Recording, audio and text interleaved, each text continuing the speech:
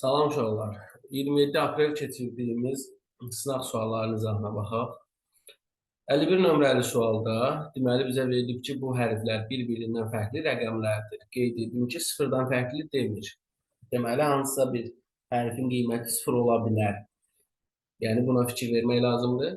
Və bizə deyir ki, x2 olarsa, i-nin ala biləcəyi qiymətlərin cəmini tapın. Yəni, x-in 2 olduğunu deyirsə, biz harada x varsa yerinə 2 yazaq. Daha sonra, indi uşaqlar, siz nəzərə alın ki, y ilə ü-nün cəmi, yəni mənə 2 rəqəmli ədəd veribdir. 2 dənə rəqəmin cəmi də maksimum demişik ki, 2 müxtəlif rəqəmin cəmi maksimum 17 ola bilər. Yəni sağdan da yadda nəsə qalırsa qalsın, yəni x-lər 2-dirsə, maksimum 9 olsa belə, ya 10 neçə edir, yadda 1 qala bilər də. Ona görə deməli, ü-nün özü elə 1-dir. Yəni, bu iki rəqəmli ədəd 10 neçədir. Ü-nün özü 1-dir. Ü 1-dirsə, deməli, y-in özü 9-dur ki, sağdan da yadda 1 qalır. Bu 10 neçə eləyir. İndi sağdan da, uşaqlar, sağdan da yadda 1 qalıbsa, yaxşı, bəs onda ə-nin özü neçədir? Ə-nin özü neçə olacaq ki, sağdan da yadda 1 qalır. Baxın, x-in özü 2-dirsə, 3 dənə x-in cəmi bizə 6-nı verir. İndi ə-nin özü 4 olsa, məsələn, 10 eləməsi üçün və yaxud da 5 olsa, mən 9 ilə 1-in cəmini 10 alıram, yadda da 1 qalırsa, ə-nin özü burada yenə də 1 ola bilər də maksimum. Bundan böyük heç nə ola bilməz. Və o da mümkün deyil də, bir dəfə 4 olsun, bir dəfə 3 olsun, 2 olsun və yaxud da digər tərəfdən ə-nin özü 1 olsun. Yəni, ə-nin qiyməti bir tərəfdən 5, digər tərəfdə isə 1 olması mümkün deyil. Onda ə-nin özü təkcə 0 ola bilir. Ə-nin qiyməti 0 ola bilir. Deməli, 3 dənə 2-nin cəmi 6 plus 0. 6. İndi sağ tərəfdən yadda qalırsa nəsə, S 6-dan fərqli bir rəqəm eləyəcək. Qalmasa S-in özü elə 6 olacaq. İndi görək yadda nəsə qalırmı? Məsələn, ə-nin qiyməti dedik 0-dır. Ən sağda ə-yə 0 yazsa, ən son sütunda, Q-nun qiyməti 6 eləyər. Q-nun qiyməti 6-dır, buradan yadda heç nə qalmır. İndi biz dedik ki, Ü 1-dir. Ü 1-dir, Y 9-dur. Deməli, mütləq burada yadda 1 qalacaq.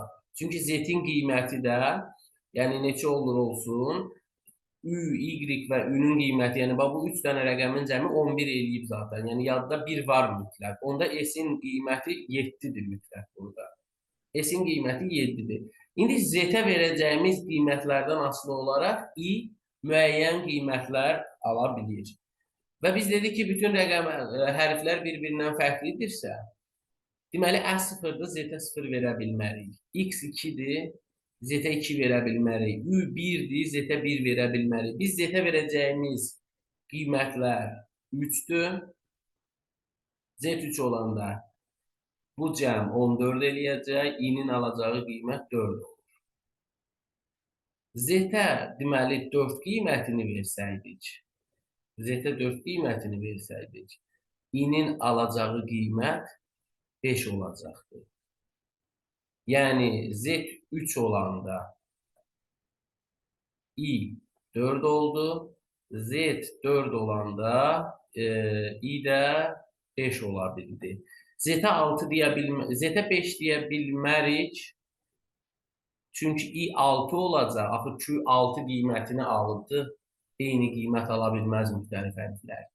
Yenə Z-ə 6 deyə bilmərik, Q 6-dır.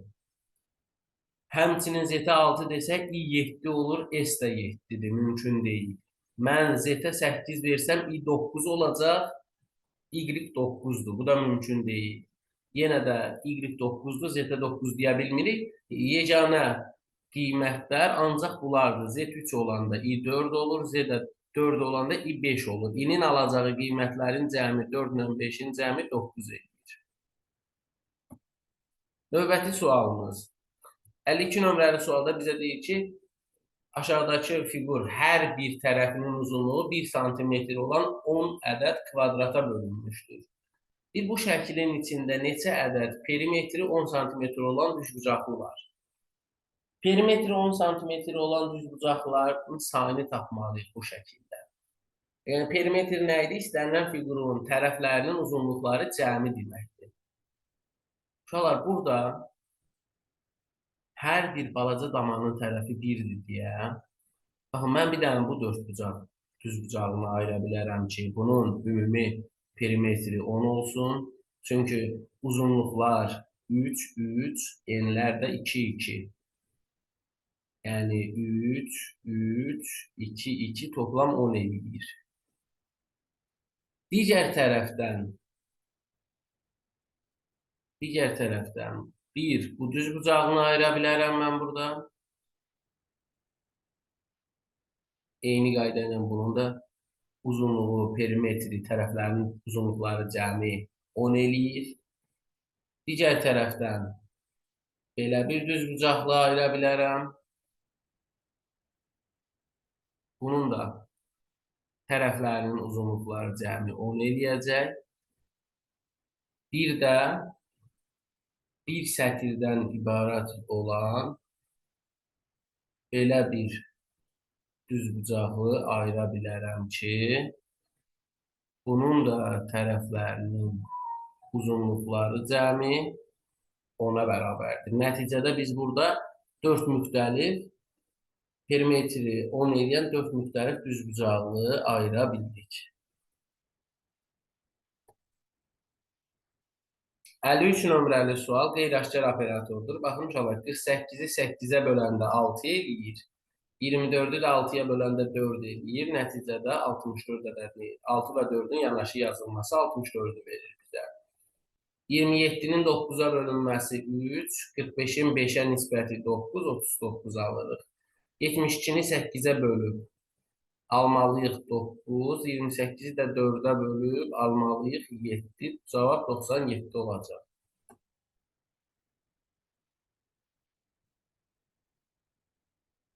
54 nömrəli sual. 54 nömrəli sualda qanuna uyğunluq belədir, uşaqlar. 5-in kvadratı plus 4-ün kvadratı, bir də üzərinə gələk 5 vurulsun 4. Yəni 25 ilə 16 bizə 41 verir. Üstünə də 5 ilə 4-ün hasilini gələndə 61 almış olur. Düzdür, uşaqlar, burada kublar fərqi ilə yanaşır. 5-in kubu çıx 4-ün kubu. Axı, burada uşaqlar ona uyğun variant yoxdur. Yəni, əgər hər iki cavabımız olsaydı, sualda anormallıq olardı. Yəni, bilərəkdən o variantı qoymamışıq ki, yəni bunun başqa bir yolu da var. O yolu müəyyənləşdirəsiniz. 55 nömrəli sual, bu da maraqlı bir sualdır. Bizə deyir ki, sinifdəki 2 oğlan və 3 qız şəkil çəkmək üçün bir sıraya düzülürlər.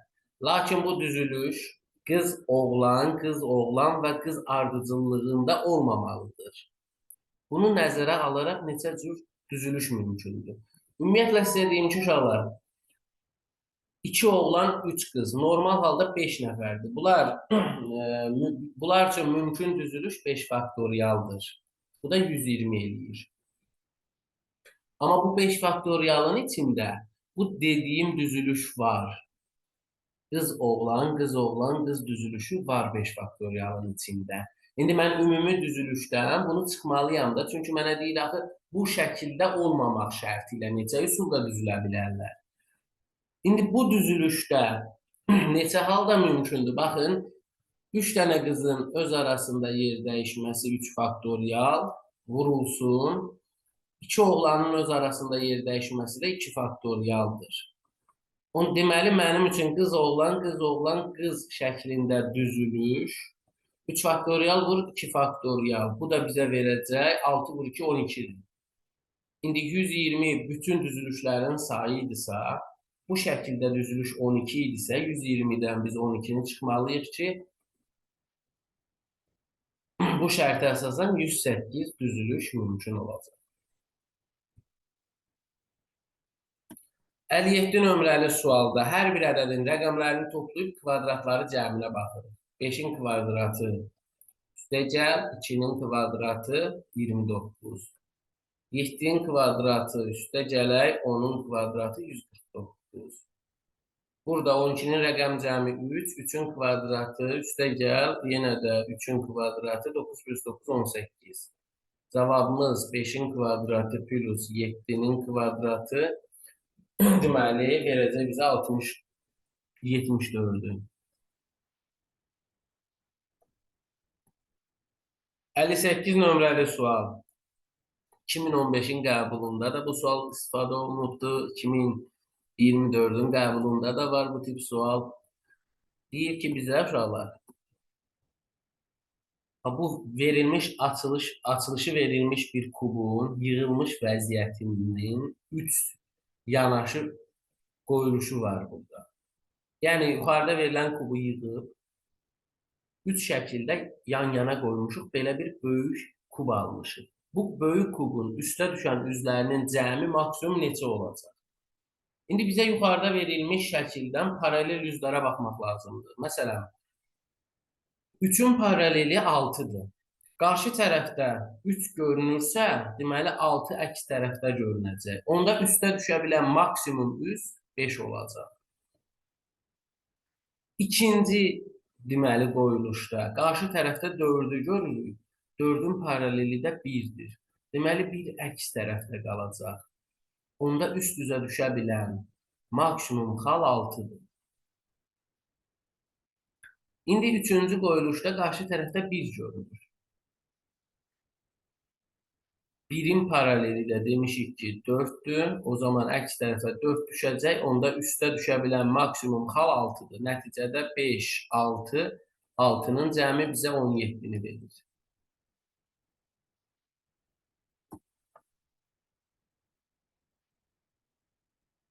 $59 nömrəli sual. Deyir, açılışa uyğun olan variantı tapın. Yəni, bu açılışı verilmiş şəkli biz yığsaq, qapasaq, hansı variant alına bilər? Üzlərin ardıcıllığına fikir vermək lazımdır burada. Görünüşə fikir vermək lazımdır. Məsələn, A variantına baxsaq, uşaqlar. A variantı doğru variantdır. Səbəb, biz dedik ki, bu fiquru ümumiyyətlə kubları yığanda ən sağdakı üz gəlib ən soldakı üzə birləşəcək. Ona görə olduğu kimi birləşəcək. Ona görə ən sağdakı üzü silib, olduğu vəziyyətdə sol tərəfə keçirdə bilərik, ya da əksinə soldakı üzü sağa keçirdə bilərik. Mən sağdakı üzü götürüb sol tərəfdə qeyd etdim, olduğu şəkildə. Və ondan da sağdakı üzü, yəni ümumiyyətlə bu 3 dənə üzün ardıcıllığı tamamilə A variantında doğrudur. Üstə də birləşəcək yuxarıdakı qara üz 5 bucaq. Ona görə A variantı tamamilə doğrudur. Məsələn, niyə bəs B variantı düzgün deyil? Bu variantları müqayisə eləsəz, B variantının doğru olmadığı ona görədir ki, mən bu yuxarıdakı şəkli gərək 180 dərəcə fırladım ki, aşağıdakı üz üst tərəfdə qalsın. Onda da elə bir dənə bu ştrixə baxın. Bu zolağın üst hissəsi ştrixdirsə, mən bunu 180 dərəcə fırladıramsa, alt tərəfə ştrix qalmalıydı. Və yaxud burada ağ-qara zolaqlı üz var. Hansı ki, o ağ hissə sağdadır, 180 fırladanda sol tərəf ağ olmalıydı. Ümumiyyətlə, üzlərin ardıcılığı əksinə dəyişməliydi 180 dərəcə fırladanda. Eyni qayda ilə C variantına baxın. C variantındakı bu 3 dənə üz A variantında olduğu kimi ardıcıllığı düzdür, amma o zaman gərək üstə bunun qara üzü birləşməli idi. Altdakı üzün üstə qalması üçün mən onu 180 dərəcə fırlatmalıyam. O halda da bu üzlərin ardıcılığı tam əksinə olmalıydı. Y variantı tamamilə səhvdir, çünki belə bir üz yoxdur bizə verilən şəkildə. D variantı da tamamilə səhvdir. Çünki bizə bu şəkildə üçbucaq şəklində qara zolaqlı üz bir dənə verilibdir. İkisi yoxdur. Yəni, bu tam qara üzün sağ və sol tərəfləri düzgün deyil.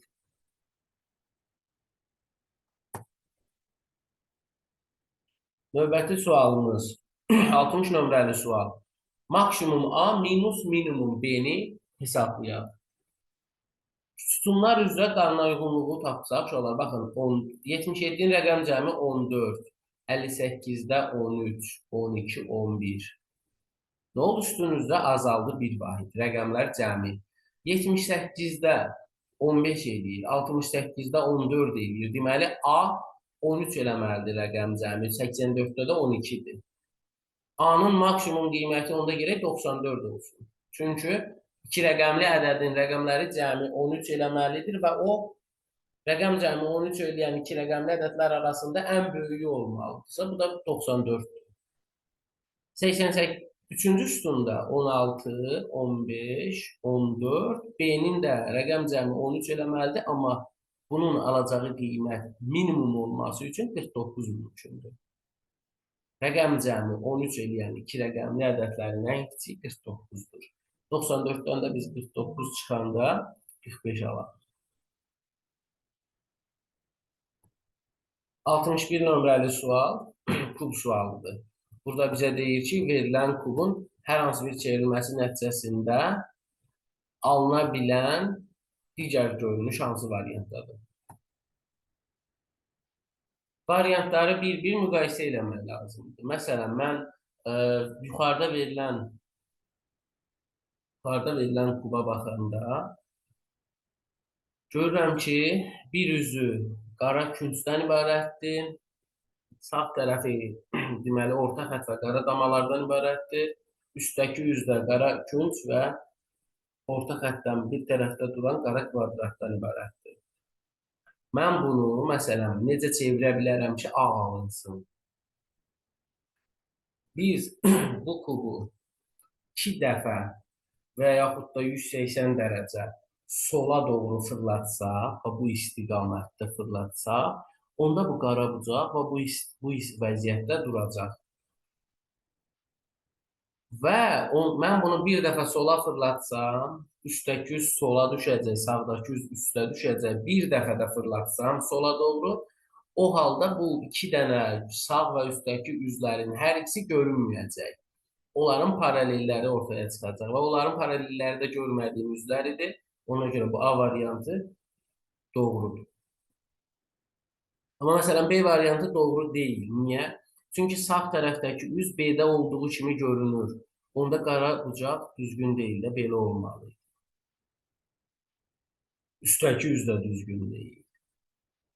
C variantına baxanda qara bucağın sağ tərəfdə olduğunu görürük. Bu nə deməkdir? Bir dəfə sola aşırdıq, sonra yerində sağa fırlatmaq lazımdır kubu. Onda üstdəki üz damalı üz olmalıydı. Səhvdir. Sonra D variantına baxsaz, qarşı sol tərəfdəki o qara bucağı olan üz D variantında olduğu kimi qalıbsa və sonunda digər üzlər niyə görünmür? Səhvdir ona görə. Y variantına baxsaz, Y variantında deməli bizə verilən kubun sağ tərəfindəki damalı üzlər Y variantında qarşı tərəfdə verilibdir. Bu halı necə düzəldə bilərik? Biz necə kubu fırlatsaq Y variantını ala bilərik?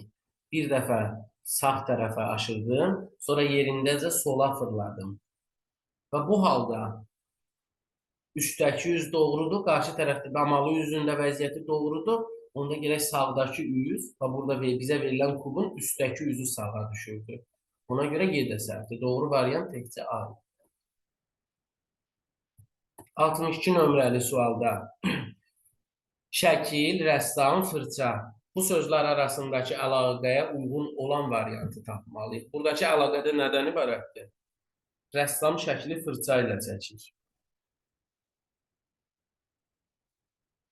Həkim, düzgün deyil də, şəxs bizə verilib ortada, amma burada birinci gəlibdir şəxs. Müəllim, tələbə, kitab. Baxın uşaqlar, burada rəssam şəkli fırça ilə çəkibdir. Yəni, fırça rəssamın alətidir. Burada müəllim tələbəni kitabla öyrədib deyə bilərik. Məsələn, digər variantlara baxsaq, bənna divarı fırça ilə tikib deyə bilmərik ki, hörüb deyə bilmərik ki. Məsələn, amma D variantı tamamilə uyğundur. Dərzi paltarı iynə ilə tikibdir. Bəli, iynə dərzinin alətidir. Onun köməkliyi ilə, vasitəsilə paltar hazırlayırdı. Biz dedik ki, yəni bu rəssam şəkli ərsəyə gətirir, dərzi də paltarı hazırlayır, ərsəyə gətirir, iynənin vasitəsilə, digər də fırça vasitəsilə. Amma bu müəllim tələbəni, belə deyək, ərsəyə gətirmir axı. Yəni, kitab müəllimin, belə deyək də, aləti deyil axı. Yəni, ona görə bu uyğunsuzdur. Tam doğru variant D variantıdır. 63 nömrəli suala baxaq. Qutuda ağ, qırmızı, qara rəngli şarlar var. Ağ, qırmızı, qara rəngli şarlar var. Sonda fikir versəz, baxın, qutudan deyir ki, burada qutuda ağ, qırmızı, qara rəngdə şarlar var və qutuda olan ağ şarlar qaralardan 1/2 dəfə çoxdur. Qırmızı şarların sayı isə qaralardan 2 dəfə çoxdur. Qaraların sayı x-dırsa, ağ şarlar qaralardan 1/2 dəfə çoxdur deyə 1/2x-dir. Qırmızı şarlar da qaralardan 2 dəfə çoxdur deyə 2x-dir. Bu say toplam olaraq deməli bizə nə verir? 1/2, 2, 3/2, 4/2x. Deyir ki, qutudan 15 ağ şar çıxartdılar. Qutuda x sayda şar qaldı. Yəni, qalan şarların sayı neçə ola bilər? Aşağıdakı ədədlərdən neçə ola bilər? Birincisi, nəzərə almalıyıq ki, biz qutudan 15 dənə ağ şar çıxardırıqsa, 1/2x sayda ağ şar var. X-in sayı elə bir ədəd olmalıdır ki, 1/2-yə vuranda 15-dən böyük tam ədəd alınmalı. Çünki burada şarların sayı tam ədədlə ifadə olunmalıdır. Və nəticədə 4/2x-in özü də yenə də tam ədədə çevrilməlidir. X-in alacağı qiymət elə qiymət olmalıdır ki, deməli, şarların sayı həm tam ədəd olsun, həm də, məsələn, 1/2-ni x-ə vuranda 15-dən çox eləsin. Çünki orada 15 dənə ağ şar çıxarılıbdır. İndi, deməli, bizdə 1/2-ni x-ə vuranda 15-dən çox olması üçün x-in alacağı qiymət neçə ola bilər? Burada elə 10 ola bilməz. 15 götürə bilərik. 1/2-ni 15-ə vursaq biz, deməli, bu bizə neçəni verəcək? 15-ə vursaq 1/2-ni, deməli, 12, 1/2-ni də 5-ə vursaq 8, 20 edəcək. X-i 15 götürsək, deməli, ağ şarların sayı olacaq 20, qırmızı şarların sayı 30 və x-i 15 götürmüşsə, deməli, qara şarların sayı da zaten 15-dir. Bu bizə verəcək neçəni? 20, 30, 50, 50 plus 15, 65-i. İndi burada ziddiyyət nədir? Heç bir ziddiyyət yoxdur, sadəcə aşağıdakı variantların hansına uyğun qiymət ala bilər deyirsə, biz bunu birbaşa, məsələn, belə variantları da qoyub yoxlaya bilərik. Bunun ən uyğun yolu uşaqlar variantlarla işləyək. Çünki belə olan halda çox qiymət ala bilərik. Bizə sadəcə o lazımdır ki, x aşağıdakı variantlardan hansı qiyməti ala bilər. Ona görə biz dedik ki, ümumilikdə 4,2x bərabərdir 111 götürsək, daha doğrusu 15 şar çıxartdıqdan sonra 111 qalıbsa, 4,2x-i biz 126-ya bərabər eləməliydik.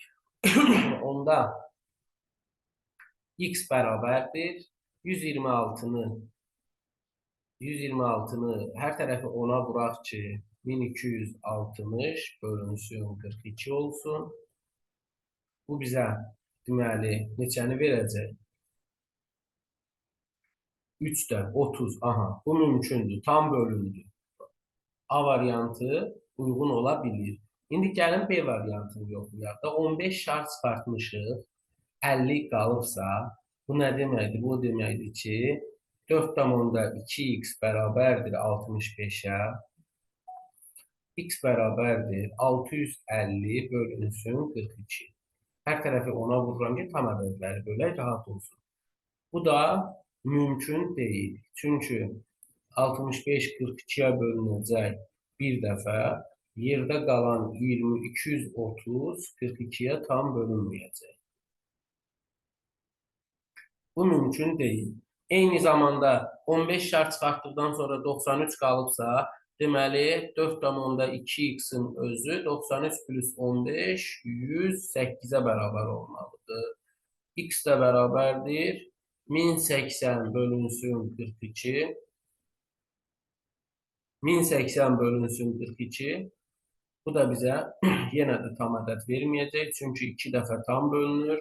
84. Burada 20, 240 qalır. 240-da 42-yə tam bölünməyəcək. Və s. 113-ü yoxlasaq uşaqlar, 113 plus 15, o bizə verəcək 128. 128-in də 42-yə bölünməsi 4,2x bərabərdir 128. O da mümkün deyil. Həmçinin 109-da. Yeganə uyğun olan variant A variantıdır. Yəni, mən 15 dənə şar çıxartdıqdan sonra yerdə qalan şarların sayı hansı variantdakı ədədə uyğun ola bilər soruşurdusa, deməli, burada 4,2x ümumi şarların sayı idi. 15-in çıxartmışıqsa, 111 şar qalıbsa, onda gərək 111 plus 15 4,2-yə tam bölünsün.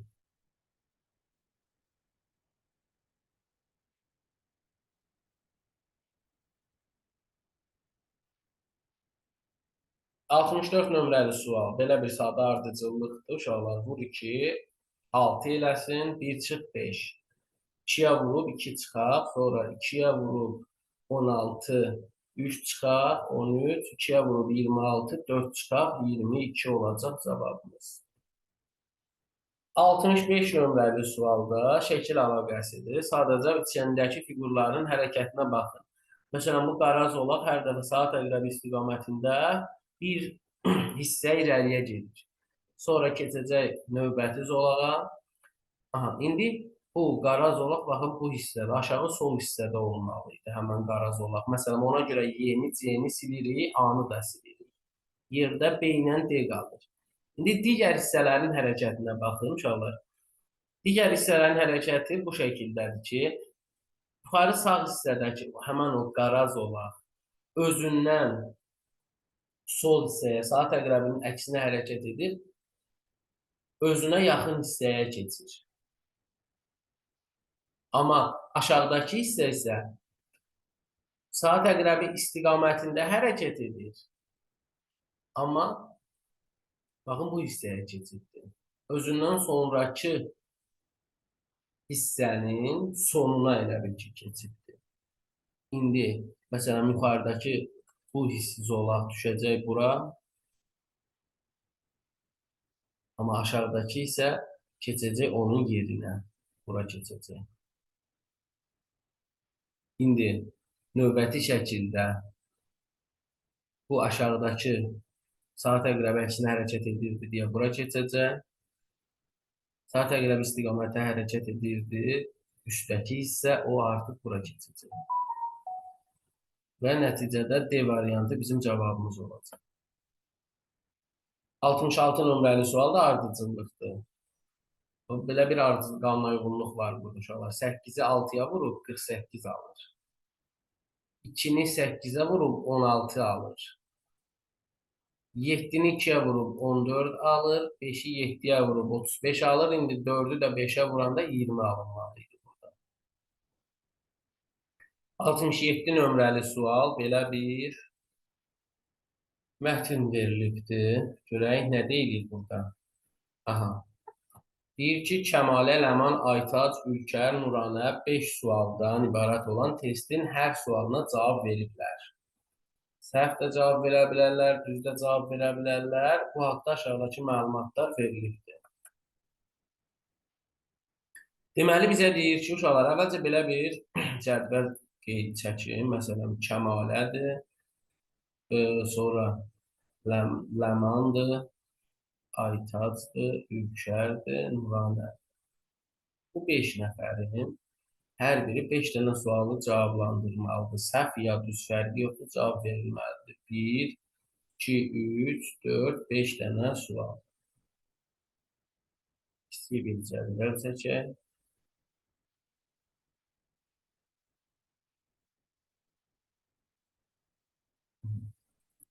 İndi burada bizə deyir ki, Kəmala yalnız tək nömrəli suallara doğru cavab vermişdir.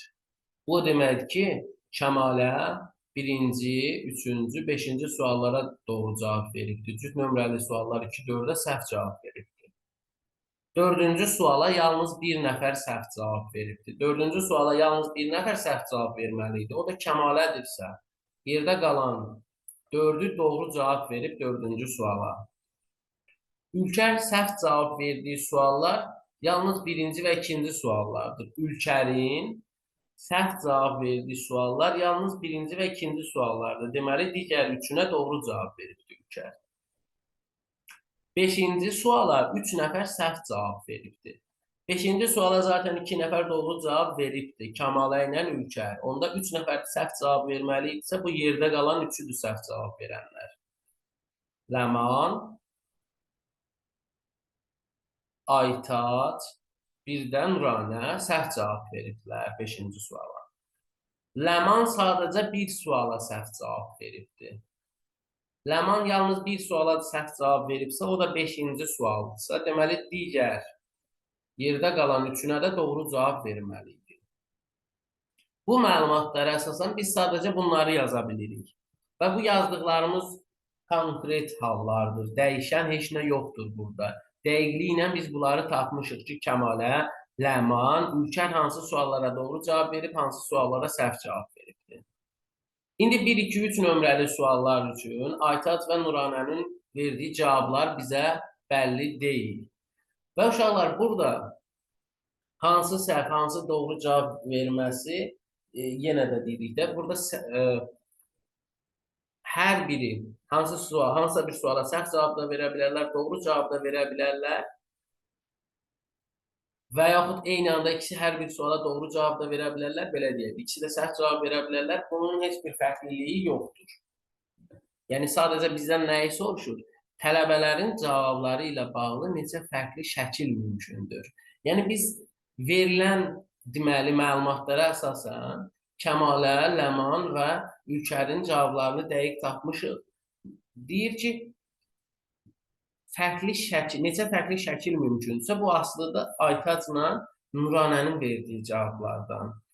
Və uşaqlar, məsələn, bunların hər biri birinci suala səhv cavab da verə bilərlər, doğru cavab da verə bilərlər deyə artıq 2 üstü, baxın, burada bir sual üçün, yəni birinci sual üçün 2 hal mümkündür. 2 hal mümkündür.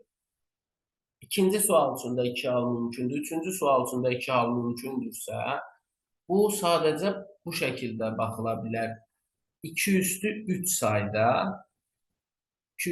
sayda mümkün cavablandırma olacaq. Bu da bizə 8-i verəcək. Niyə? Tutaq ki, uşaqlar, bir qəpik havaya atılırsa, bunun 2 üzü düşə bilər, eləmi? 2 hal var. 2 qəpik havaya atılanda qəpiklərin sayı oldu 2. Hər biri üçün 2 hal var deyə 2 üstü 2. 3 qəpik havaya atılanda 2 üstü 3 sayda mümkün hal var. 4 qəpik atılanda 2 üstü 4 sayda mümkün hal var və s. İndi burada da yəni bir suala 2 cavab verilə bilər. Doğru və ya səhv cavab verilə bilər də. Yəni bir sual üçün 2 hal var. 2 sual üçün 2 üstü 2 hal var, 4. 3 sual üçün də 2 üstü 3, 8 mümkün hal var burada. Ona görə bizim cavabımız olacaq burada 8. 68 nömrəli sual. Aşkar operatordur. Baxın uşaqlar, burada biraz hesablanma uzun çəkə bilər. Bizə verilibdir 2 kvadrat 3 qiymətini tapmalısınız. Kvadrat operatoru yuxarıda verilibdir kök altında. A-nın qiyməti 2-dir, B-nin qiyməti də 3-dür. Yerinə yazsaz 2 kvadrat 3 bərabər olur. Sağ tərəfdə də 2 üçbucaq operatoru 3 kvadratı plus 3 alınır. Çünki B-nin qiyməti 3-dür. A-da 2-dir. Harada A var yerinə 2 yazılır, harada B var yerinə 3 yazılır. İndi mən burada üçbucaq operatorunu hesablamağım üçün ikinci sətrə müraciət etməliyəm. Çünki həmən operator A üçbucaq B üstü 5 bərabər A beşbucaq B üstəgəl 12A şəklində verilibdir. İndi mən burada da A-nın yerinə 2, B-nin yerinə 3 yazıb üstü 5 bərabərdir. 2, beşbucaq 3 üstəgəl 12 vurulsun 2 yazıram. İndi bu beşbucaq operatoru da 3-cü sətirdə necə verilibdir bizə? Tərs operator şəklində. 2 operator 3 bərabərdir 2 vurulsun 3 beşbucaq operatoru 2 minus 3 vur 2 şəklində. Bu artıq tərs operatordur deyə biz 2 ilə 3'ü yerinə yazanda sağda 3, 2 alındı. İndi biz 3 operator 2'ni yenə də burada yerinə yazsaq 3 beşbucaq operatoru 2 bərabərdir 2 vurulsun. Bu dəfə B2'dir. A 3'dür deyə 2 operator 3 çıxılsın. 3 vur 3 9 eləyir. 3 vur 3. Buradan bir sistem tənliyi alarıq. Hansı şəkildə 2 operator 3'lərə bir x deyək. 3 operator 2'lərə bir y əvəzlənməsi aparaq. Belə bir sistem tənliyi halına gələcək bizim ifadəmiz. 2 vurulsun y minus 6. Y bərabərdir. 2 vurulsun x minus 9. Buradan biz 2 operator 3'ü tapmalıyıq. 2 operator 3'də x ilə işarələnib deyə birbaşa x-i tapaq. X-i tapmağımız üçün də y-i 2x minus 9 ilə əvəzləyək ki, birbaşa x-dən asılı tənliyi almasın. 2 vurulsun 2x minus 9 minus 6. X bərabərdir. Deməli 2 vur 2x edir 4x minus 18 minus 6. Buradan da mənfi 3x bərabər olsun mənfi 24'ə x bərabərdir 8. Deməli biz 2 beşbucaq operator 3'ün qiymətini 8 aldıq. Gətirib yuxarıdakı ifadədən 2 beşbucaq operatoru 3'ün yerinə 8 yazırıq.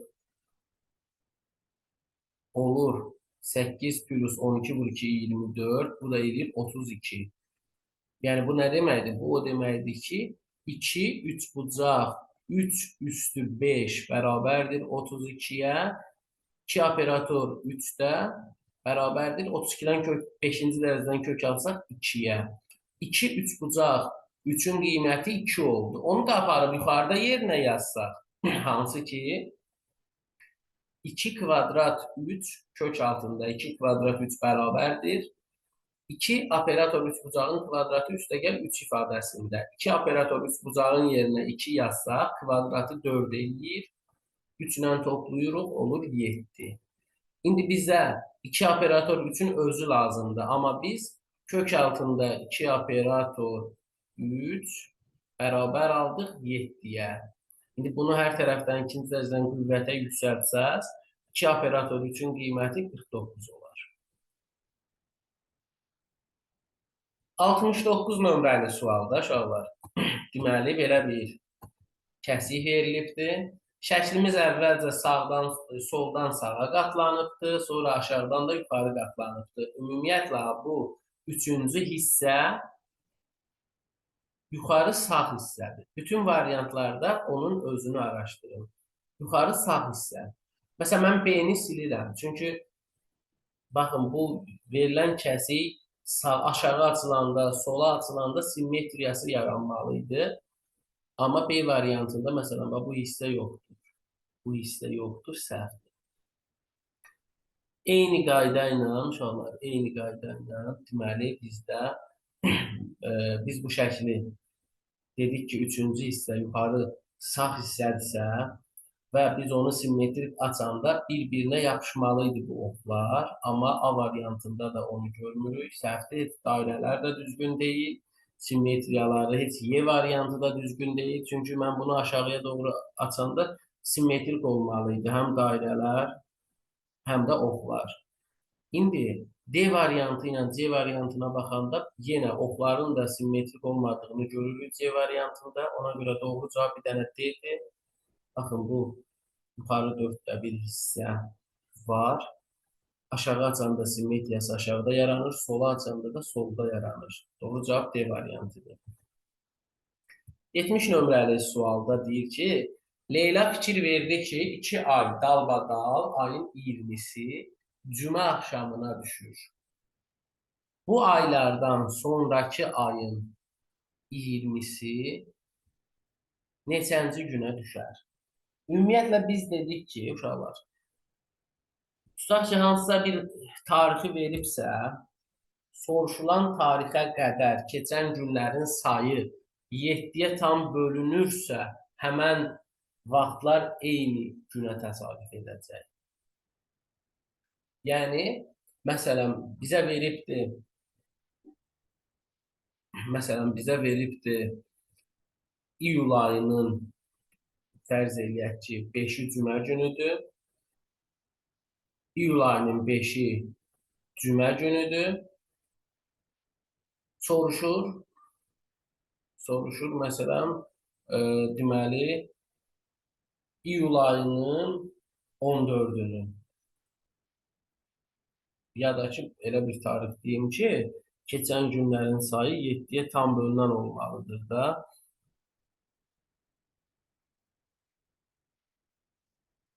29'unu fərz eləyək. İyul ayının 29'unu soruşur. 5'indən deməli 26'sı olsun, tam bölünməsi. 26'sına qədər neçə gün keçibdir? 5'indən 26'sına qədər keçən günlərin sayı 21 gündür. Mən 21'i 7'yə bölürəm, çünki hər 7 gündən bir günlər təkrarlanır. Tam bölünür 3 dəfə. Tam bölünürsə bu demək ki, iyul ayının 26'sı da cümə gününə düşürdü də. İndi burada ardıcıl 2 aydan söhbət gedir. Yəni Leyla fikir verir ki, 2 ay dalbadal ayın 20'si cümə axşamına düşürsə, deməli bu Leylanın fikir verdiği birinci ayın 20'sindən ikinci ayın 20'sinə qədər olan günlərin sayı 7'yə tam bölünməlidir ki, eyni günə düşsün bu tarixlər. Həftənin eyni gününə təsadüf eləsin. Yəni birinci ayın 20'sindən ikinci ayın 20'sinə qədər keçən günlərin sayı 27'yə tam bölünən olmalıdır. Onda bu da yalnız və yalnız birinci ay, fevral ayı olmalıdır ki, 28 gündən ibarətdir. İkinci ayın 20'sinə kimi 28 gün keçmiş olsun ki, bu da 7'yə tam bölünsün. Tam bölündüyünə görə deməli hər iki tarixdə cümə axşamına təsadüf etmiş olur. İndi məndən 3-cü ayın 20'sini soruşursa, deməli mən fevral ayının 20'sindən, fevraldan sonraki ay hansı ayıydı? Mart ayının 20'sinə 28 gün keçmişdi, tam bölünmüşdü 7'yə. Ona görə yenə cümə axşamına təsadüf etmişdi Martın 20'si. Amma Martın 20'sindən, bu Mart ayıdır. Növbəti ay, Aprel ayının 20'sinə qədər olan tarixi hesaplamalıyam. Mart ayı 31 gündən ibarətdir. Biz artıq 20'sindəyiksə, tamamlamaq üçün 11 günümüz qalıb və aprel ayının 20'sinə kimi də 20 gün. Nəticədə 31 gün keçib. 31'i biz 7'yə böləndə qalığımız artıq neçə qalacaq? 28 4 dəfə tam bölünür. Qalıq 3 qalır. İndi bu deməkdir ki, cümə axşamından 3 gün sonraya düşəcək. Aprel ayının 20'si cümə axşamından 3 gün sonra. Cümədən 3 gün sonra o demək ki, 4-cü gündə üstünə 3 gəl 7. Bazar gününə düşəcək 3-cü ayın 20'si. Növbəti sualımız 71 nömrəli sualdır. Burada söhbət nədən gedir? Belə bir qrafik verilmişdir. Bizə deyir ki, X 40 olanda Y necə olar? Belə olan hallarda uşaqlar tənaşüb qura bilərsiniz. Düz xəttin tənliyindən istifadə edə bilərsiniz. Amma ən sadə yolu tənaşübdür. Yəni nəyə fikir verməliydiniz? Məsələn, X 2-dən 3-ə 1 vahid artır. Amma Y belə olan halda 2 vahid artır. 0-dan 2-yə. Məsələn, X-i 3-dən 4-ə 1 vahid artanda Y 2-dən 4-ə 2 vahid artır. 4-dən 5-ə 1 vahid artım var X üçün, amma 4-dən 6-ya Y 2 vahid artır. Yəni bu demək ki, X 1 vahid artanda Y 2 vahid artıbdır.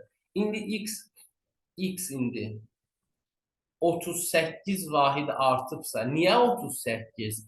Çünki bu xəttin X-inin başlanğıcı 2-dən olub. 0-dan olmayıb. X 40 olanda Y necə olar götürümdə. Yəni, daha 40 vahid artar götürə bilmərəm.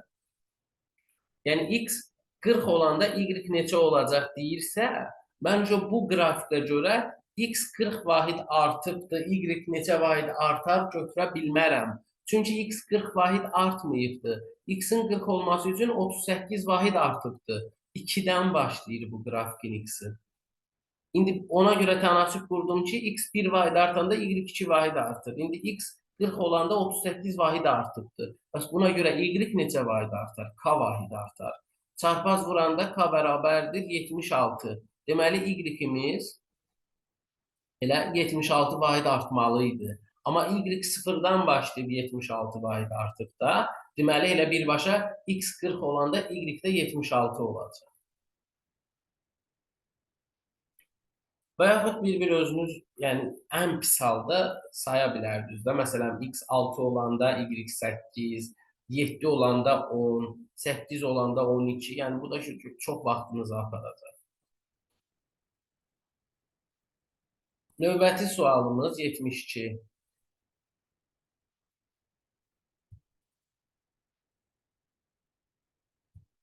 Bir karandaşların yanaşı düzülüşündə qırmızı və sarı rəngli karandaşlar istifadə olunur.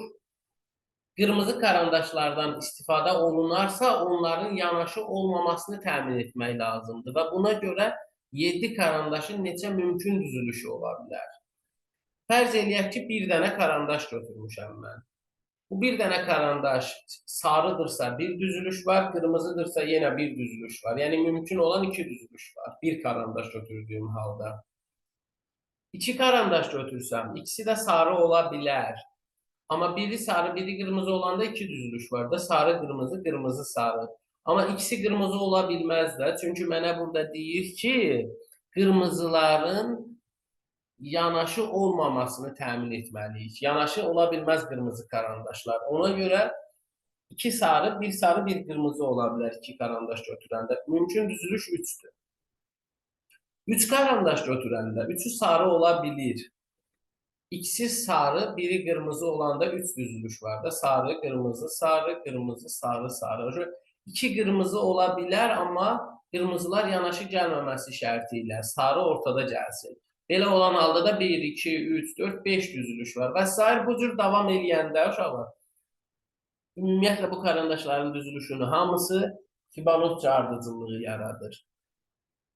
Baxın, 2 ilə 3-ün cəmi 5'i verir. 3 ilə 5'in cəmi artıq 4 karandaş götürəndə 8 eləyəcək. 5 karandaş götürəndə 8 plus 5, 13 eləyəcək. 6 karandaş götürsək, 8, 13, 21 eləyəcək. 7 karandaş götürəndə mümkün düzülüş 21 ilə 13'ün cəmi 34 eləyəcək. Yəni 7 karandaş götürəndə bu şəkildə 34 mümkün düzülüş var. Cavab olacaq A variantı. 73 nömrəli sual. Baxın uşaqlar, burada verilən 3, 2, 6'nın hasili bizə 36'nı verir. Tərsi yuxarıda 63 kimi yazılıbdır. 1, 4, 7'nin hasili 28, tərsi 82. 5, 3, 15'in hasili 75'dir, tərsini 57 şəklində yazmalısınız. 74 nömrəli sual cədvəldir. Bu cədvəldə uşaqlar belə bir qanuna uyğunluq var. Baxın, birinci sütun üzrə cəmlər 2, 3, 5, 4'ün cəmi neçə eləyir? 14. İkinci sütunda 4, 6, 7, 7, 24. Dördüncü sütuna baxsaz, deməli 20, bu da 24, 44, 25, buradan da 29, 54. Deməli, üçüncü sütun üzrə cəmdə 34 olmalıdır və 34 olması üçün nə çatmır? 10 çatmır. 75 nömrəli sual şəkil məntiqidir və burada qanuna uyğunluq nədən ibarətdir uşaqlar? Deməli, fikir versəz, bu iki dənənin birləşməsi bizə aşağıdakını verir. Amma hansı şəkildə? Hansı şəkildə? Deməli, bu soldakı ikisini birləşdirir. Bir də sağdakı ikisini birləşdirir. Baxın, bunu bu şəkildə ayırsaq, bu ikisini. Sol iki tərəfin birləşməsini sol tərəfdə yazır. Sağ tərəf ikisinin birləşməsini də sağ tərəfdə yazır. İndi həmçinin burada da baxın, sol tərəf ikisini birləşdirib sol tərəfdə, sağ iki sütunu birləşdirib sağ tərəfdə yazır. Və yaxud da belə eləyə bilərsiniz də, ən sadəsi bu şəkildə fikirləşə bilərsiniz.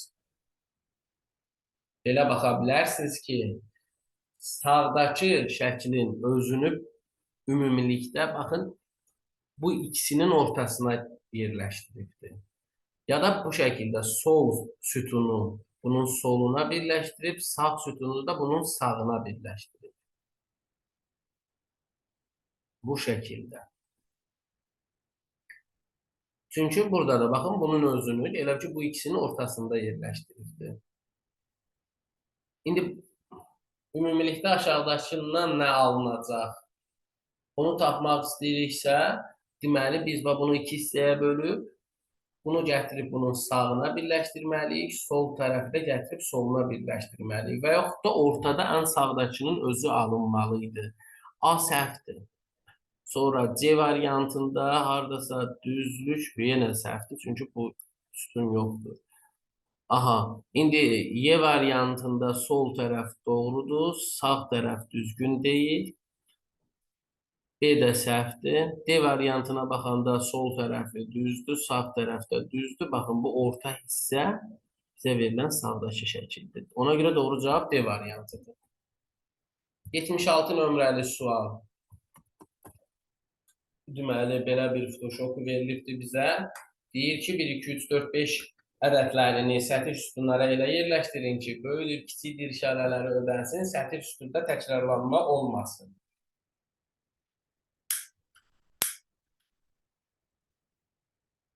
Deməli, burada da uşaqlar, həmişə vurğuladığım deməli, qayda nədir? Bu rəqəmlərin içində ən böyüyü 5-dirsə, deməli, 5 elə bir damaya yazılmalıdır ki, həmən sətir sütunda ondan böyüyü olmasın. Və bir də elə yerə yazılmalıdır ki, ondan kiçiyi olmasın. Özdə nəzərə alaq ki, uşaqlar, burada 5 sətirdə 5 dama var, sütunda 4 dama var. Yəni, sütun üzrə bütün rəqəmlərin yerləşməsi məcbur deyil, mümkün də deyil. Amma sətir üzrə 5 rəqəmin 5-ini də yerləşdirməliyik damalara. İndi mən burada, uşaqlar, məsələn, baxıram ki, birinci sətirdə 5-i elə bir damaya yerləşdirməliyəm ki, ondan böyük olmasın. Baxın, həm bura ola bilər 5, həm də bura ola bilər. Bir üçün də həm bura mümkündür, həm də bura mümkündür. Amma ikinci sətirdə bunu yoxlasaz, 5-in elə bir damada olması lazımdır ki, o ətrafdakıların hamısından böyük olsun, o ən sağdakı damadır. Bir də elə bir damada olmalıdır ki, ətrafdakıların hamısından ən kiçik olsun, o da 5-in solundakı damadır. Bu sətirə 2, 3, 4 çatmır. Ortadakı dama sağdan da böyükdür, soldan da böyükdür. Bu 4 olmalıdır. Sağ tərəfə 2 yazsam, 2-dən kiçik üstdə 1 yaza bilirəm. Bəs 1-dən kiçik nə yazaram? Heç nə. Ona görə də sağ tərəfə 3 yazmalıyıq. 3, 3-dən kiçik 2, 2-dən kiçik 1. Sol tərəfə 2 qalır.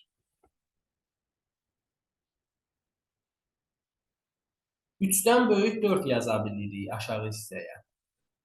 4-dən böyükdə 5 yaza bilirik. 2-dən kiçikdə 1 yaza bilirik. Üçüncü sətirə. İndi bu üçüncü sətirdə nə qaldı? 2 ilə 3 qaldı da. Təbii ki, 3 böyükdür 2-dən. İndi deməli biz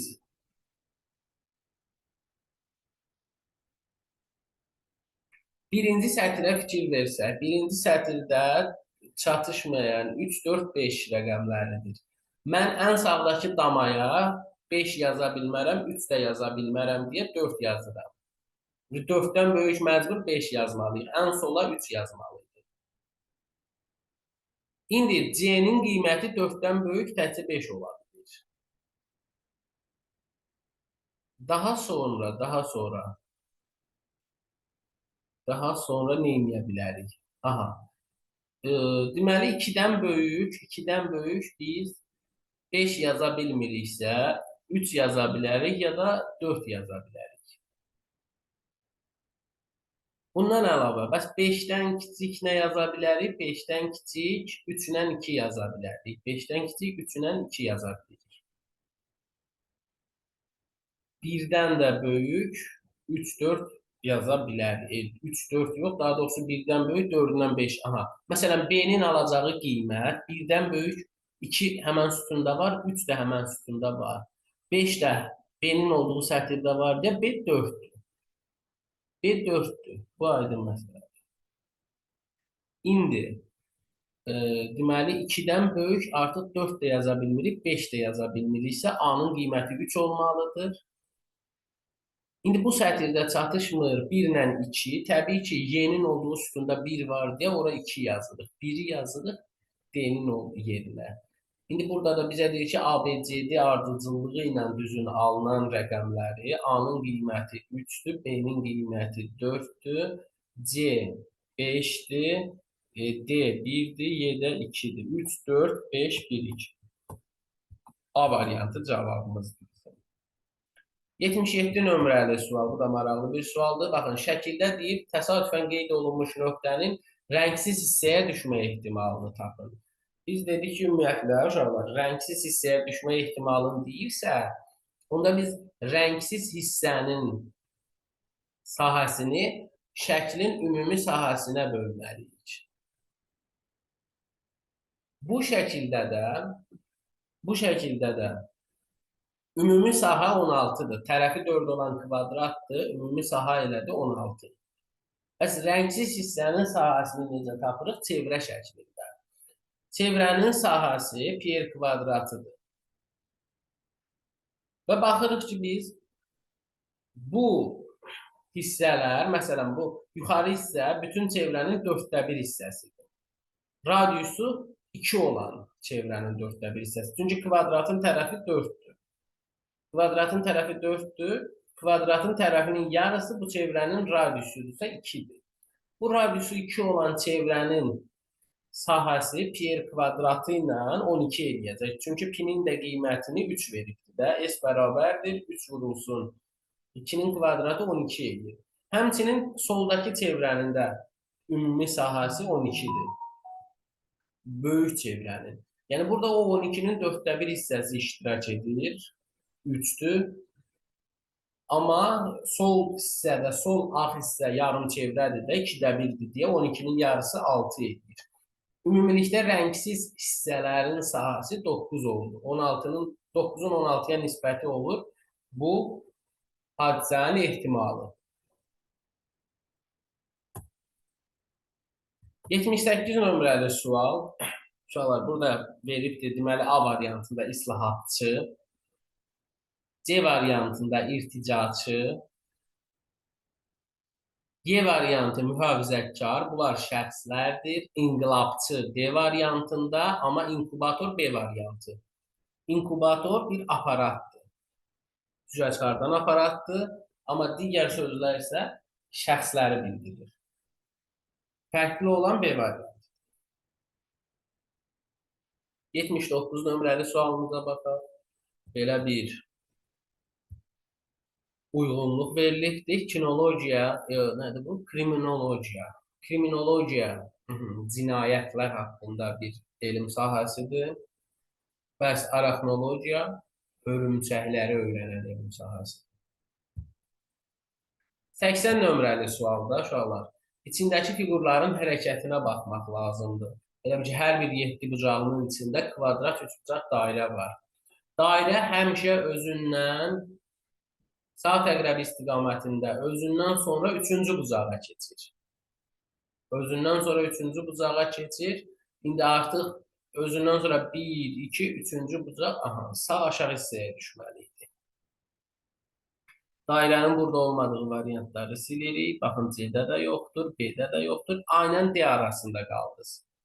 Və yaxud qara kvadratın hərəkətinə baxsaq, qara kvadrat həmişə saat əqrəbinin əksi istiqamətində özündən sonra ikinci bucağa keçir. Özündən sonra ikinci bucağa keçir deyə sol tərəfə qara kvadrat düşməli idi artıq 5-ci şəkildə. Sol tərəfdə, D-də də, A-da da qara kvadratın yeri doğrudur. Fərqlilik 3 bucaqdadır. 3 bucaq saat əqrəbinin əksi istiqamətində özündən sonra ikinci bucağa keçir. Özündən sonra ikinci bucaq, özündən sonra yenə ikinci bucaqda. Saat əqrəbi əksinə onda 3 bucaq keçməli dairədən üstdəki bucağa. O da D-də yoxdur, A-da var. 81 nömrəli sual. Soldakı şəkil deformasiya olunaraq sağdakı hala düşübdür. İndi biz buradan tapmalıyıq ki, X, Y hansı hərflər olan dairələrdir.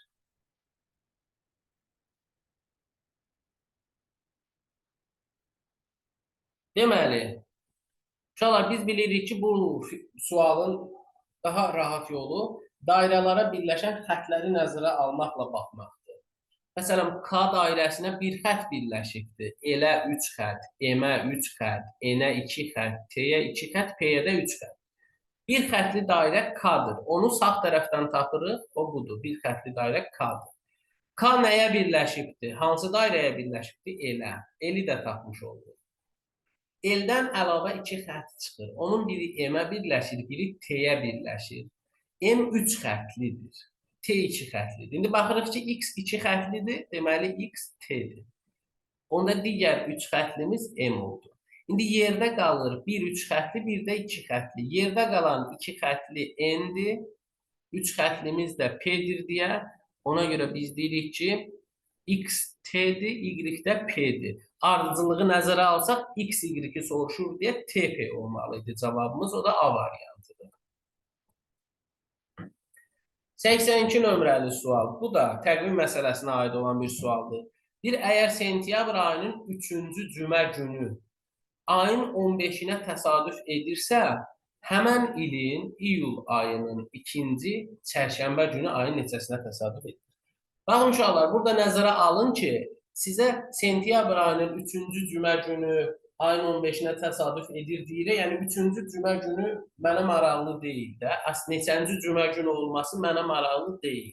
Mən əsas onu bilirəm ki, sentyabr ayının 15-i cümə gününə təsadüf edir. Həmən ilin iyul ayının 2-ci çərşənbə gününü tapmalıyam. Mən 2-ci çərşənbədən əvvəl həmən ilin iyul ayının 1-ni tapacağam. İyul ayının 1-i görək hansı günə düşür. Daha sonra irəliyə getdikcə 1-ci çərşənbəsini tapacağam, üzərinə 7 gəlib 2-ci çərşənbəsini tapacağam. İndi nəzərə alaq ki, eyni bir ildə sentyabr ayı iyul ayından sonradır. Yəni, sentyabr ayının 15-ini verib, iyul ayının 1-ni tapmalıyıqsa, deməli, sentyabrdan iyulun 1-nə geri qayıtmalıyıq. Yəni, həmişə uşaqlar olduğumuz günü yox, gedəcəyimiz günü sayırıq da. Yəni, məsələn, mən sentyabr ayından geri qayıdıram 14 gün. Sonra sentyabrdan əvvəl avqust 31 gündür, iyulun 1-nə kimi də 31 gün geri qayıtdıq. Nəticədə 62, 76 gün. 76 gün geri qayıtmışam. Gedəcəyimiz günləri həmişə 7-yə bölürük. 10 dəfə tam bölünür, 6 qalıq qalır. İndi burada qalıq qədər geri qayıtmalıyam da. Axı mən sentyabrdan iyula geri qayıtmışam. Yəni mən burada aldığım qalıq 6-dır. Cümə günündən 6 gün geriyə qayıtmalıyam, iyul ayının 1-ni tapmalıyam. Yəni 6 gün sayılır. Məsələn, cümədən 6 gün geriyə qayıtmaq o deməkdir ki, cümə axşamı, çərşənbə axşamı, bazar ertəsi, bazar, şənbə. Deməli, mənim üçün iyul ayının 1-i, həmən ilin iyul ayının 1-i şənbəyə düşəcək. Onda ikisi bazara düşəcək. 3-ü bazar ertəsinə düşəcək. 4-ü çərşənbə axşamına düşəcək. 5-i çərşənbəyə düşəcək. İndi burada bizdən nə soruşurdu? İkinci çərşənbə günü. Hə, mən bildim ki, 5-i, birinci çərşənbə 5-idirsə, 7 gündən sonra 12-si də ikinci çərşənbəyə düşəcək. 83 nömrəli sual. Belə bir şifrə verilibdir. Deyir ki, X şərti dilində tərcümədə aşağıdakılar alınır. O onları eşidir, ukurama. Şifrələnibdir bu şəkildə. O səni görür, uzodadır.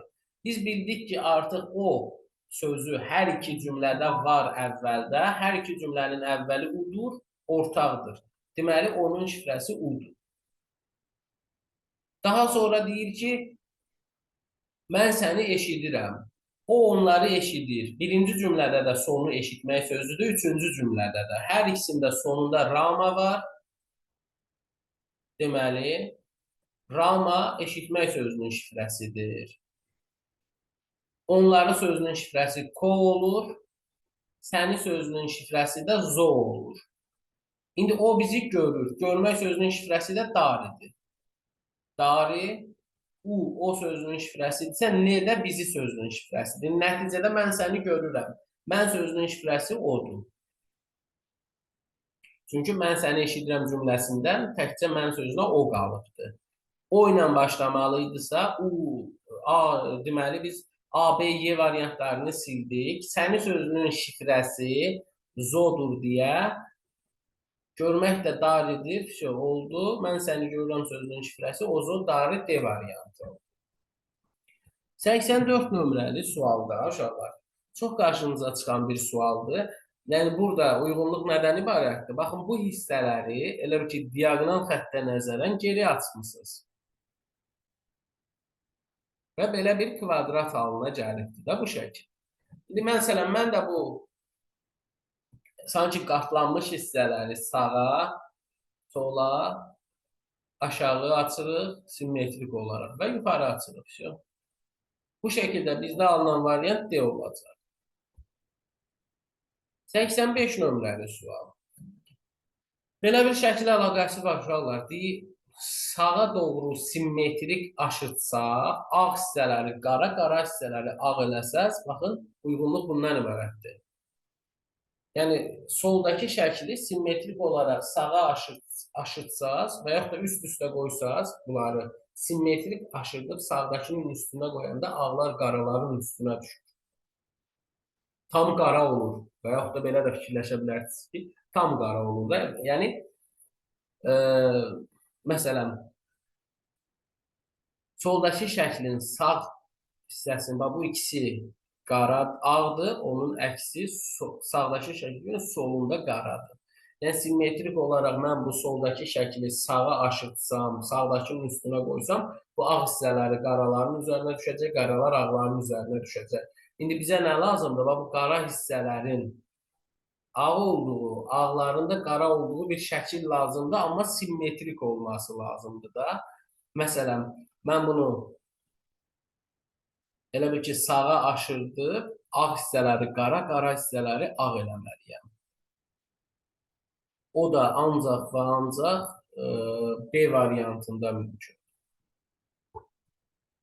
86 nömrəli sual. Odunçu meşəyə balta ilə gedirsə, balıqçı da dənizə tilovla gedir. Yəni, odunçu meşədə odunu balta ilə doğrayır, balıqçı da dənizdə balığı tilovla tutur. Yəni, tilov dənizçinin, balıqçının alətidir, balta da odunçunun alətidir. Növbəti 87 nömrəli suala baxaq. Belə bir tərəzi verilibdir. Deyir ki, 6 dənə el nəyə bərabərdir və bütün variantlarda m-lər varsa, bu o demək ki, siz l-ləri m-lərlə əvəzləməlisiniz. Məsələn, mən yuxarı ikinci tərəzidən aydın şəkildə görünür ki, 2 dənə k 4 dənə l-ə bərabərdirsə, deməli k-nın biri 2l-dir. K-nın biri 2l-dirsə, yuxarıda əvəzləyib hər k-ya 2l yaza bilərik yuxarı soldakı tərəzidə.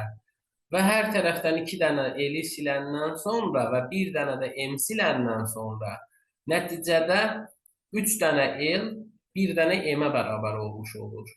3 dənə l sol tərəfdə qalıb, sağda da 1 dənə m qalıb. İndi 6 dənə l 2 dənə m-ə bərabərdir də. Çünki hər 3 dənə l 1 dənə m-dir. Yəni, ümumiyyətlə, bu tərəzinin alt-alta toplayıb hər tərəfdən eyni yükləri silə bilərsiniz. Çarpaz toplayıb hər tərəfdən eyni yükləri silə bilərsiniz. Və yaxud da dediyim kimi əvəzlama apara bilərsiniz. Yəni, yuxarıda aparıb, deməli, k-nın yerinə, hər k-nın yerinə 2l yazsaz, 5 dənə l, 1 dənə m. Sağ tərəfdə 2l, 2m. Hər tərəfdən 1 dənə m, 2 dənə l silsəz, 3 dənə l 1 m-ə bərabərdir. Gətirib aşağıda 6 dənə l-dir. Hər üçünün yerinə 1 m yazsaq, cavab 2 m olacaq. 88 nömrəli sualda anaqram A variantı karnaval sözüdür. C variantı Litvalı, Y Alman, D Gürcü, B Ukraynalı. Bunlar millət adlarıdır. Amma A variantı karnaval sözüdür, digərlərindən fərqlənir. 89 nömrəli sualda uşaqlar, belə bir qanuna uyğunluq var. 62-nin rəqəmləri hasili 12, 41-də də 4-dür. 12-ni 4-ə vuranda 48 alırsınız. Amma rəqəmləri cəmi 8 ilə 5-dir, 8 ilə 5-i toplayıb 13 alırsınız.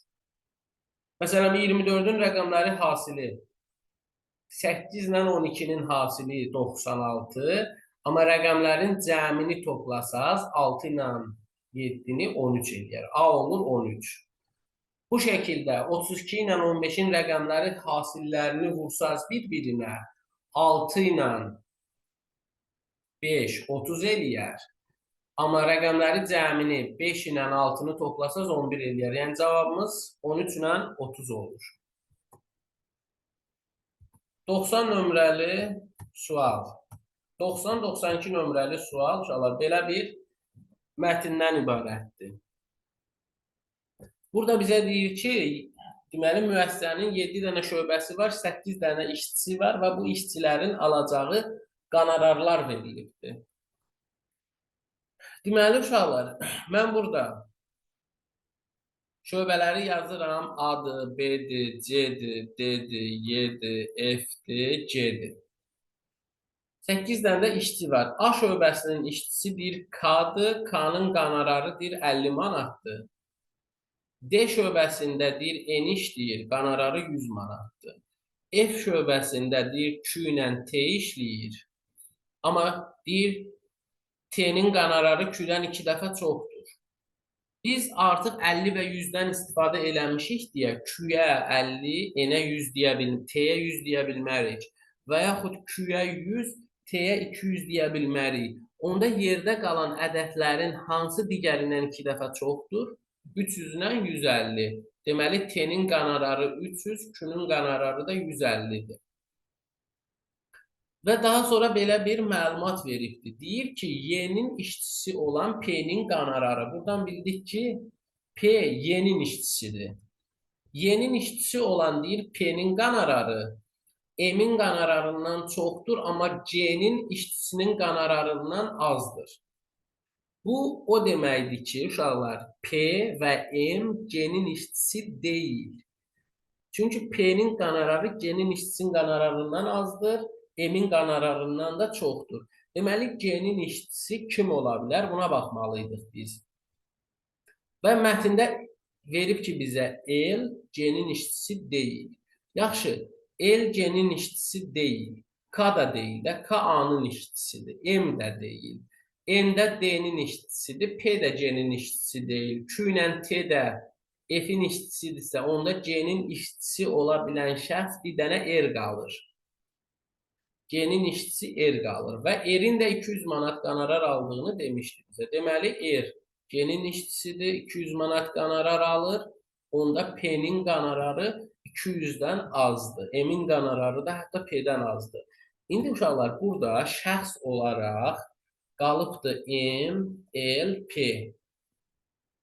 Və bunların qiymətləri, aldığı qonorarları bilmirik. Qonorarlar da 70-dir, 120-dir, 130-dur.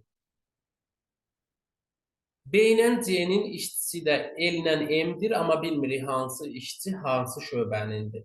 Ümumiyyətlə, 90 nömrəli sualda bizdən soruşur ki, R hansı şöbədə işləyir? Bu aydın məsələdir ki, G-də işləyir. Onu tapdıq. 91-də isə bizə deyir ki, əgər L 70 manat qonorar alırsa, P neçə manat qonorar alar? Biz dedik ki, 120, 130 və 70 manat qonorar qalıbdır. M də P-dən az qonorarı alır.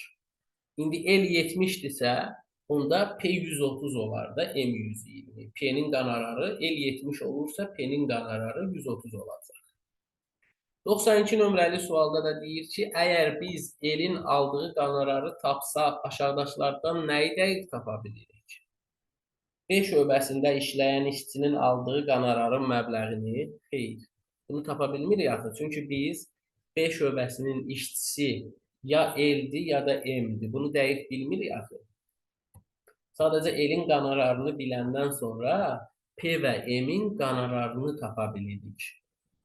Hansı şöbənin işçisi olduğunu tapa bilmirik ki. Yəni, buna əsasən yenə də biz L-in qonorarını biləndən sonra P-nin qonorarını tapa bilirik. Yəni, yalnız 3-ü dəqiq tapa bilirik.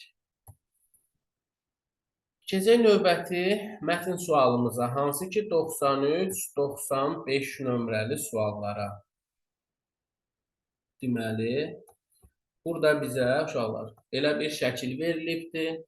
Deyir ki, şəhər mərkəzindən çıxırıq, A məntəqəsinə, B məntəqəsinə, C məntəqəsinə və s. Bu şəkildə bir istiqamət boyunca hərəkət edirik və mərkəzdən şəhərlər arası, məntəqələr arasında məsafə 10 kilometrdir. Yəni, hər nöqtə arasındakı məsafə 10 kilometrdir. Və aşağıda bizə belə bir məlumat verilibdir ki, deyir ki, birinci şəxs 60 kilometr yol gedibdir. Birinci şəxs 60 kilometr yol gedibsə 10, 20, 30, 40, 50, 60. Deməli, birinci şəxs F məntəqəsindədir. 5-ci şəxs 80 kilometr yol gedibsə, 5-ci şəxs o halda H məntəqəsindədir. 3-cü şəxs 4-cü şəxsin getdiyi yoldan 4 dəfə çox yol gedibdir. Aha, 3-cü şəxs 4-cü şəxsin getdiyi yoldan 4 dəfə çox yol gedibsə, onda ancaq və ancaq 4-cü şəxs A məntəqəsində olmalıdır. 3-cü şəxsdə, yəni 10 kilometr yol gedibsə 4-cü şəxs, 3-cü şəxsdə 40 kilometr yol gedərək D məntəqəsinə düşür. Niyə? Çünki 30 kilometr yol getmiş olsa 4-cü şəxs, ondan 4 dəfə çox 120 kilometr yol eləməlidir. Axı, burada ümumi yolun uzunluğu 100 kilometrdir, elə qədər. İndi, hətta 20 kilometr yol getmiş olsaydı 4-cü şəxs, ondan 4 dəfə çox 80 kilometr yol eləyir. O da 80 kilometr yolu da gedən şəxs 5-ci şəxsdir də. Yeganə versiya 4-cü şəxs 10 kilometr getsin, 3-cü şəxs də ondan 4 dəfə çox 40 kilometr getsin. İndi deyir ki, bizə 7-ci şəxs ən çox yol gedibdir. 7-ci şəxs də onda L məntəqəsindədir. Bunu bu şəkildə mətndə verilən məlumatlara əsasən qeyd elədik. Amma indi 93 nömrəli sualda sizə deyir ki, 9-cu şəxs 10-cu şəxsin getdiyi yoldan 10 kilometr çox yol gedibsə, aşağıdakılardan hansı doğrudur? Deməli, 9-cu və 10-cu şəxslər iki qonşu məntəqədə olmalıdır. Onlar üçün iki qonşu boş məntəqə ancaq B ilə C-dir. Bu o deməkdir ki, 10-cu şəxs B-dədir, 9-cu şəxs də ondan 10 kilometr çox yol gedərək C-yə düşür. Bu şərtidir, uşaqlar, 9-a əsasəndir, 93-ə əsasəndir, 93-ün şərtinə əsasəndir. İndi buna əsasən görək hansıları doğrudur. Üçüncü şəxs Y məntəqəsinə gedib, üçüncü şəxs D məntəqəsində idi.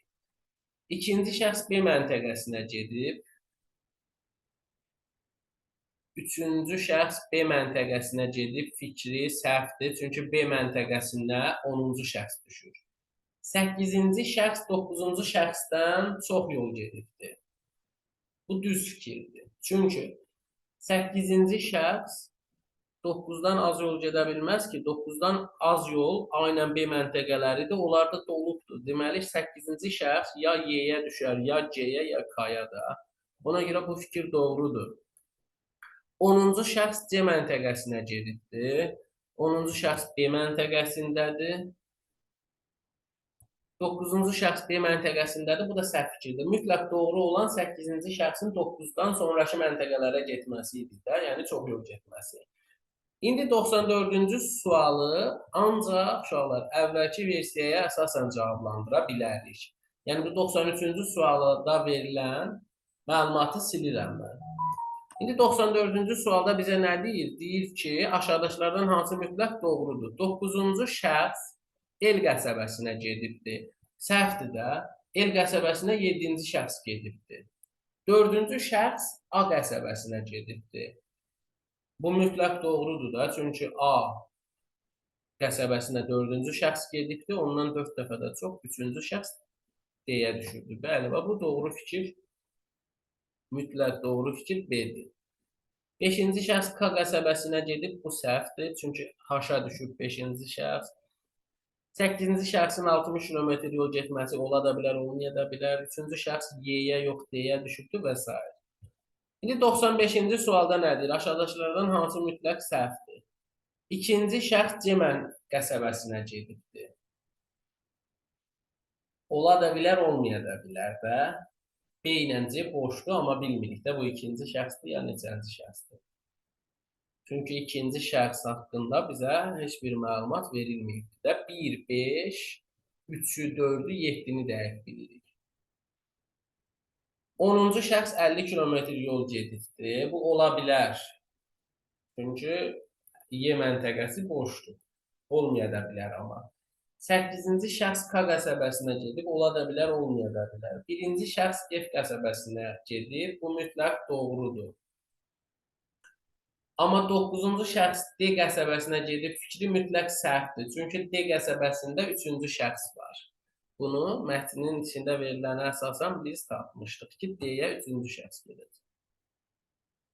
Növbəti sualımız 96 nömrəli sualdır. Və belə bir məlumat verilibdir bizə. Aha. Bu məlumat nədir uşaqlar? Məsələn, deyir ki, nəzərdə bir 3 rəqəmli ədəd tutulub. Bu 3 rəqəmli ədədi tapmaq üçün yəni qarşı tərəfdən müəyyən ədədlər deyilir. Və o ədədlərdəki hansı rəqəmlər nəzərdə tutulan ədəddə var, sadəcə yeri düz deyil deyə onlara görə minus qoyulur, var və yeri düzdür deyə plus qoyulur. Ümumiyyətlə, deyilən rəqəm nəzərdə tutulan ədəddə yoxdursa, ona görə nə plus, nə də minus qoyulmur.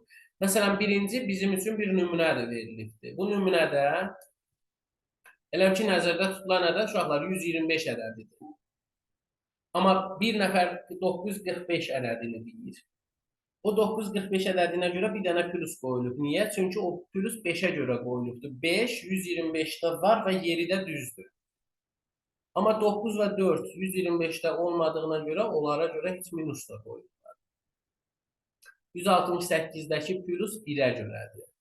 6 ilə 8 həmən ədəddə yoxdur deyə onlara görə minus da qoyulur, heç plus da.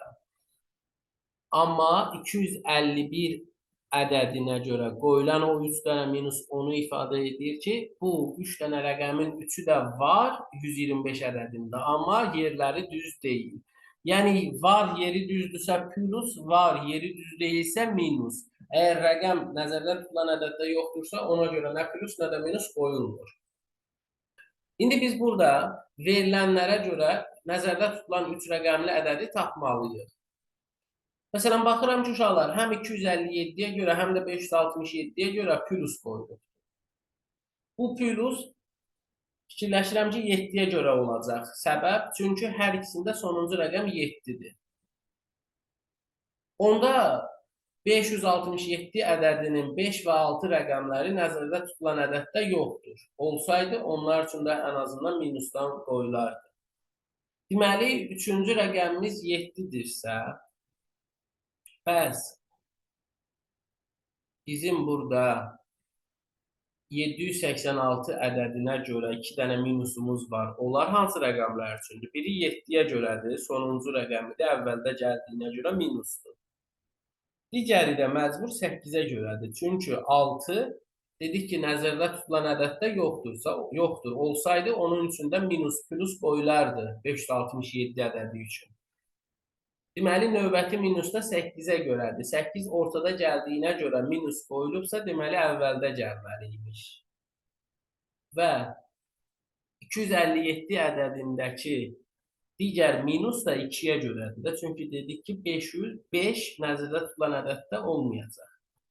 Deməli, yəni 2 əvvəldə yox, ortada gəlməli idi. Əvvəldə gəldiyinə görə onun üçün minus qoyulubdur. Nəticədə nəzərdə tutulan ədəd 827 ədədidir.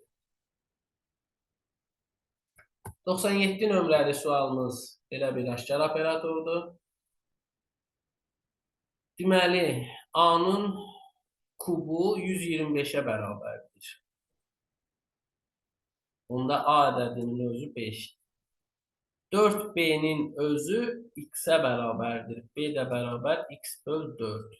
Yuxarı ifadədə gətirib A-nın yerinə 5, B-nin yerinə x böl 4 yazıb 30-a bərabər edirik. Və buradan 2 vurulsun x böl 4 bərabər 30-dan 10 çıxanda 20-yə.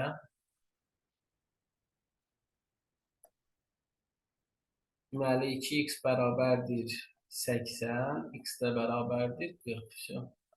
Cavabımız olur 40. 98 nömrəli sual. Burada da bizə belə bir qrafik verilibdir. Uşaqlar deyir ki, KLM üçbucağının bucaqlarının nisbətləri verilmişdir. Buna əsasən L bucağı neçə dərəcədir? Yəni bizə belə bir ki, üçbucaq verilibdir. Bu K bucağıdır, bu L bucağıdır, bu da M bucağıdır. Və bu bucaqların nisbəti bu şəkildə verilibdir. K-nın nisbəti 6-dır. L 3-dür. Yəni K böl L bölünsün M 6 böl 3 böl 9 nisbətindədir. Biz bilirik ki, ümumilikdə üçbucağın bucaqları cəmi 180 dərəcədir. Onda 6x plus 3x plus 9x bərabərdir 180-ə. Toplam olaraq 18x bərabər 180, x bərabərdir 10. X 10-dursa, yerinə yazsaq, L bucağı 3 vurun 30 dərəcə edəcək. Və belə bir mətn verilib 99 nömrəli sualda. Deyir ki, adları Nizami, Seyfəl, Kamil, Hüseyn olan Dülgər, Bənna, Rəngsaz və Suvaqçı 20, 35, 40, 50 gün işləyərək 900, 1200, 1400, 1700 manat qazanmışlar. İndi qeyd edirəm ki, burada adları əvvəlcə qeyd edirəm. Nizami, Seyfəl, Kamil, Hüseyn. Bu şəxslər, uşaqlar, baxın, deyir ki, orta gündəlik qazancı 40 manat olmuş Hüseyn rəngsaz deyil. Orta gündəlik qazancı 40 manat olan Hüseyn rəngsaz deyil. Yəni, bunun orta gündəlik qazancı 40 manat o deməkdir ki, aldığı məbləği iş gününə sayına böləndə 40-ı verməlidir. Və yaxud da verilən günlərin sayını 40-a vuranda aşağıdakı məbləğlərdən biri alınmalıdır. Bu da hansı halda mümkündür?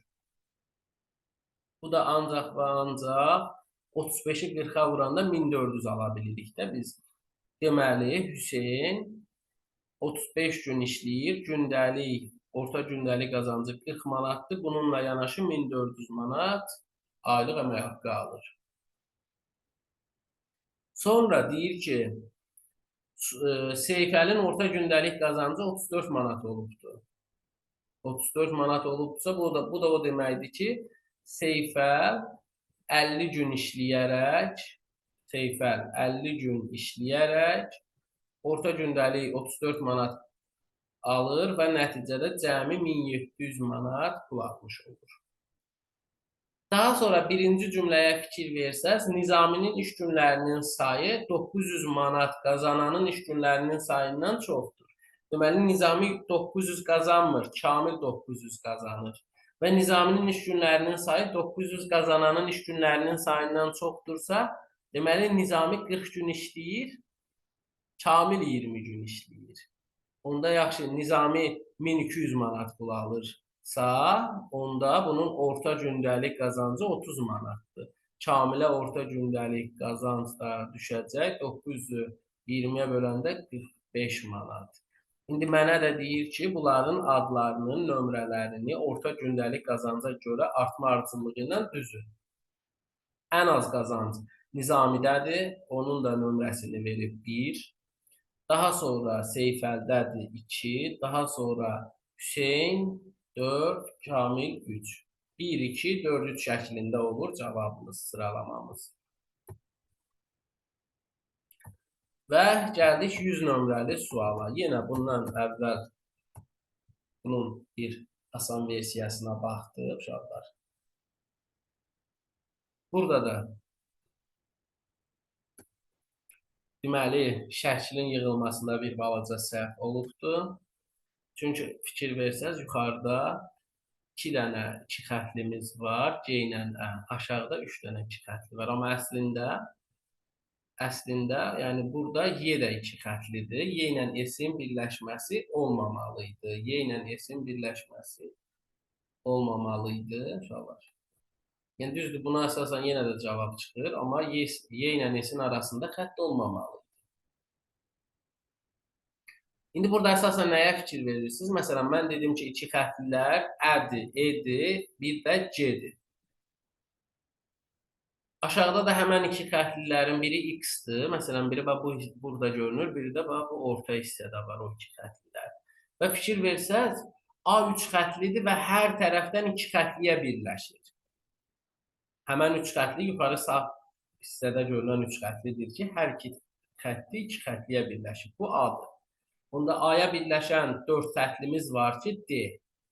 A-dan aşağı hissədə baxın, 4 xətli D-dir. D-yə birləşən 4 xətlimiz də B-dir. D-yə birləşən növbəti 4 xətli B-dir. O, bu üst tərəfdə 4 xətli verilib ki, o D-yə birləşir, o B-dir. Həm D-yə, həm B-yə Y birləşibdir və o 3 xətlidir.